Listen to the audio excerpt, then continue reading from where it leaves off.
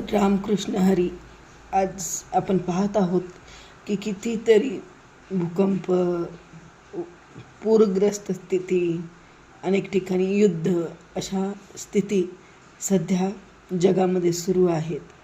आणि जो धर्माला धरून आहे तोच या सगळ्या गोष्टीतून तरून जाणार आहे. तर ईश्वराच्या मार्गदर्शनाने आणि ईश्वराच्या कृपेने आपण आजपासून रामायण सुरू करणार आहोत.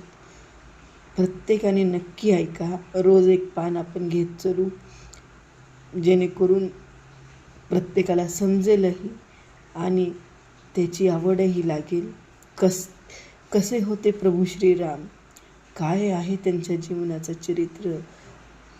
मर्यादा पुरुषोत्तम प्रभू श्रीराम जे आहेत त्यांच्या जीवनचरित्राविषयी आजपासून आपण जाणून घेण्याचा, समजून घेण्याचा आणि त्यांचे गुण आपल्यामध्ये आणण्याचा प्रयत्न करू. तर पाहू आपण श्री वाल्मिकी रामायण जसे आहे तसे.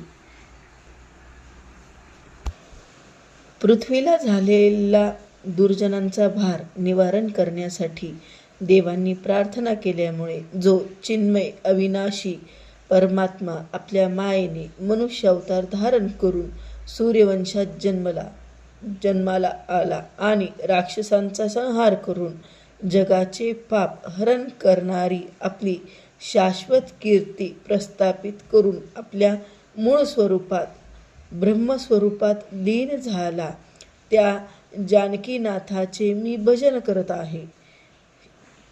श्रीरामाने संकटात पडलेल्या धर्माचा कैवार घेऊन आपल्या मदतीला केवळ धनुष्यच घेऊन त्रेतायुगात विजयरूपी लक्ष्मीस आपल्याकडे वळवले.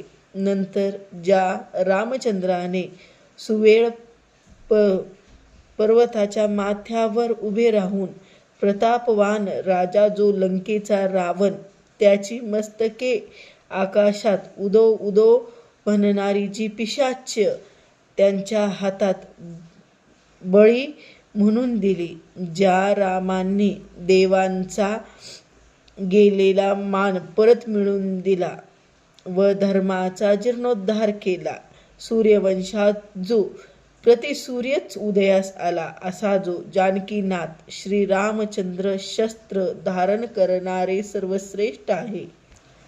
रामायण ही खरोखरच भारताच्या मौलिक भावनांची भागीरथी आहे आणि तिच्यातच पुण्य सलिलाने त्याच्या मनोभूमीचे मशागत शतकानुशतके अखंड होत राहिली आहे.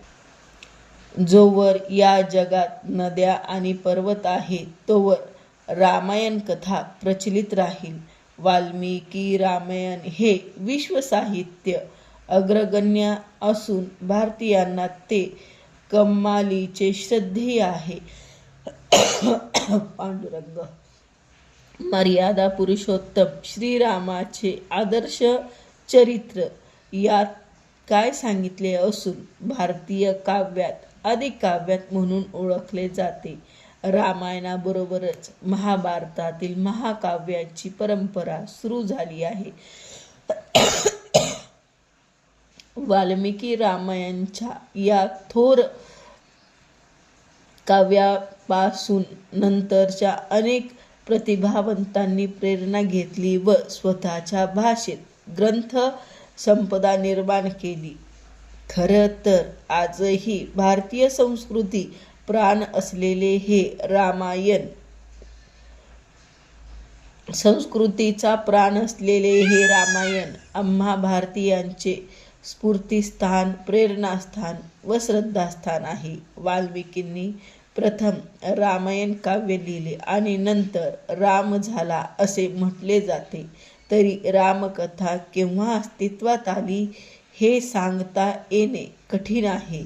एवढे मात्र सांगता येते की प्राचीन लोकप्रिय आख्यान परंपरेतून रामकथेचा उगम झाला असावा.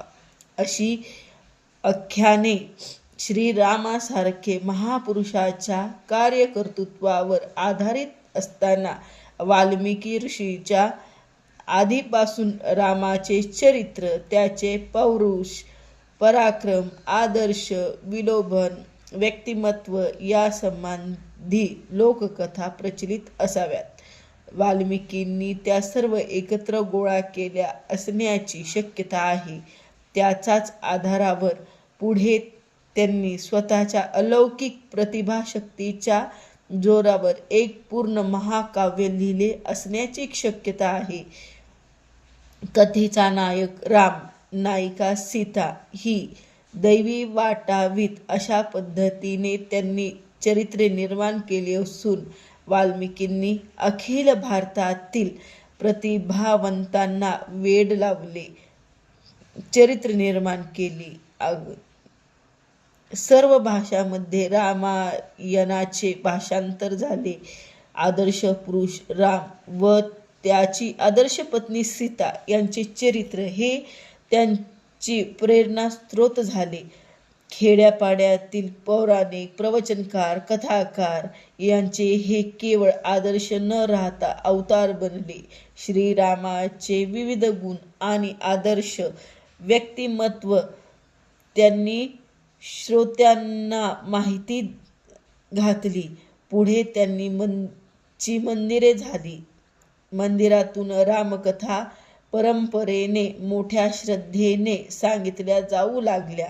वाल्मिकी रामायणाचा आदर्श नंतरच्या कवींनी ठेवला तर वाल्मिकीचा वास्तवाशी असलेला संबंध नंतरच्या कवींना झेपला नाही. त्यामुळे वाल्मिकीचे रामायण हे अद्वितीयच राहिले. वाल्मिकींचा काळ खूप जुना होता, वेगळा होता आणि परखड व कष्टमयी जीवनाचा होता. उर्वरित भाग उद्याच्या व्हिडिओमध्ये माझ्या दुसऱ्या चॅनलवर भागवतही सुरू केला आहे. नक्की पहा. इतरांनाही पाहण्यासाठी लिंक शेअर करा, जेणेकरून आपण आपल्या धर्माशी जोडले जाऊ. आपल्या धर्मामध्ये किती महान प्रभू श्रीरामांसारखे दैव जन्माला आले, त्यांनी अवतार घेतले, या सगळ्या गोष्टी जाणून घेण्यासाठी इतरांना शेअर करा आणि जेवढा होईल तेवढा धर्माचं रक्षण करा. इति श्रीकृष्णार्पणमस्तु.